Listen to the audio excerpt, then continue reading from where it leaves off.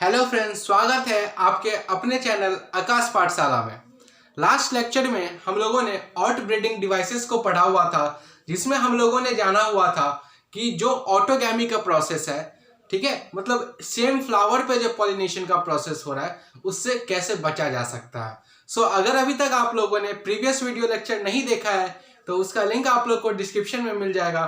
So please पहले उसे check कर ले। तो आइए स्टार्ट करते हैं आज का अपना वीडियो लेक्चर। और वीडियो लेक्चर स्टार्ट करने से पहले सबसे पहले हम लोग जान लेते हैं कि आज हम लोग किस चीज के बारे में पढ़ने वाले हैं। तो कल तक हम लोगों ने क्या कर लिया हुआ था, हम लोगों ने माइक्रोस्पोरोजेनेसिस की मदद से मेल गैमेट का फॉर्मेशन या फिर बोल सकते हैं मेल गैमेटोफाइट का फॉर्मेशन कर लिया था। और मेगा स्पोरोजेनेसिस के प्रोसेस से हम लोगों ने जो फीमेल गैमेट है उसका हम लोगों ने फॉर्मेशन कर लिया हुआ था, ठीक है। फिर पॉलिनेशन के प्रोसेस से जो मेल गैमेट है उसे हम लोगों ने फीमेल सेक्स ऑर्गन तक ला लिया हुआ था, मतलब स्टिग्मा तक ला लिया हुआ था। अब आगे का जो प्रोसेस है वो क्या होता है, आज हम लोग उसको डिस्कस करने वाले हैं। तो जब पॉलन ग्रेन्स, जैसे ये मान लीजिए, ये ब्लू से डिनोट कर देते हैं, ये ब्लू कलर का क्या है, पॉलन ग्रेन है, ठीक है। ये मान लीजिए 5-6 पॉलन ग्रेन है यहाँ पे, ठीक है। अब इस 6 पॉलन ग्रेन में से जैसे ये पॉलन ग्रेन जो है वो इस स्टिग्मा पे आएगा, तो स्टिग्मा सबसे पहले क्या करेगा, इस पॉलन ग्रेन से बात करने का कोशिश करेगा। अब ऐसे मानिए कि आपके घर पे कोई गेस्ट आए, ठीक है, मतलब कोई अननोन गेस्ट आए, तो आप क्या कीजिएगा, पहले उनके बारे में जानने का कोशिश कीजिएगा। वो अगर आपके जान पहचान के कोई निकल गया तब तो फिर उनको घर में बैठेगा, फिर चाय दीजिएगा, नाश्ता दीजिएगा, सारा कुछ दीजिएगा।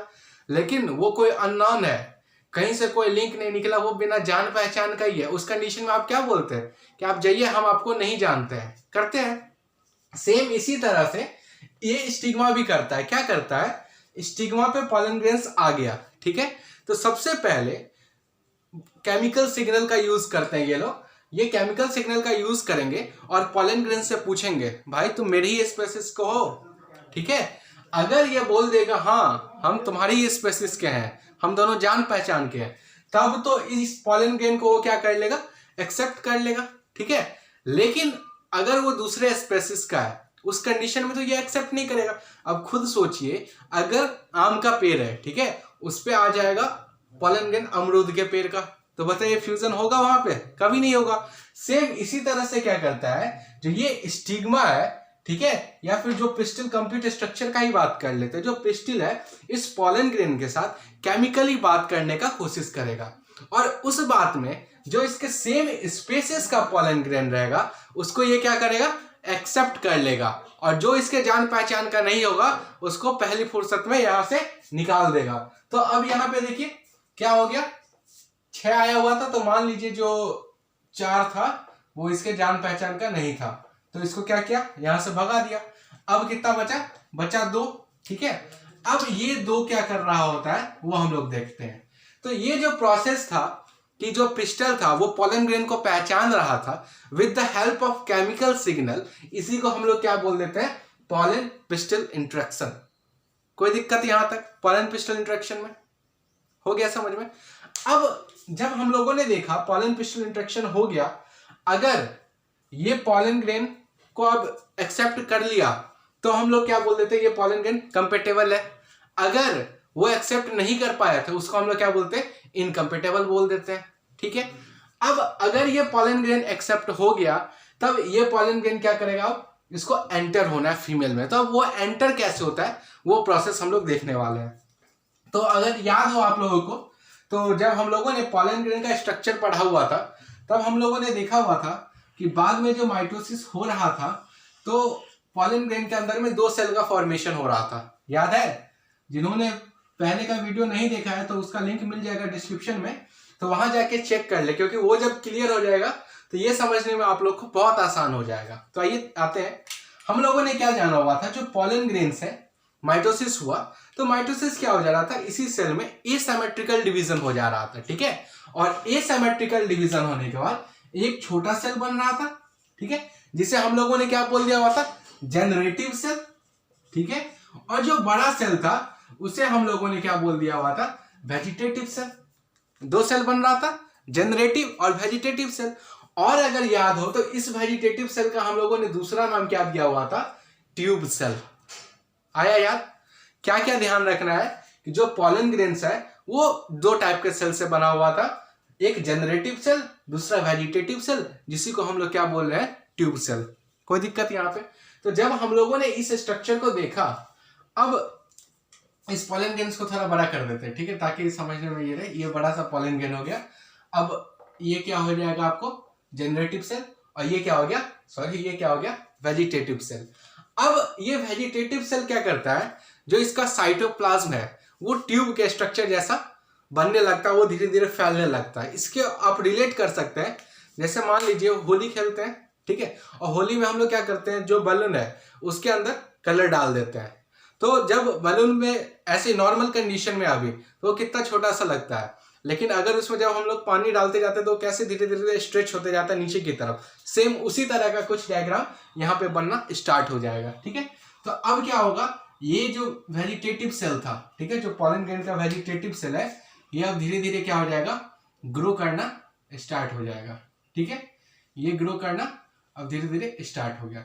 अब जैसे ही वेजिटेटिव सेल धीरे धीरे ग्रो करना स्टार्ट हो जाएगा, और उसी वेजिटेटिव सेल के अंदर में क्या पाया जाता है, जनरेटिव सेल। तो अब ये जनरेटिव सेल धीरे धीरे नीचे आने लगा। जनरेटिव सेल को हम लोग ब्लैक से डिनोट कर देते हैं ताकि समझने में आसानी रहे। अब ये जनरेटिव सेल जो है, जैसे वेजिटेटिव सेल धीरे धीरे नीचे आएगा, तो ये जनरेटिव सेल भी नीचे आना स्टार्ट हो जाएगा, ठीक है।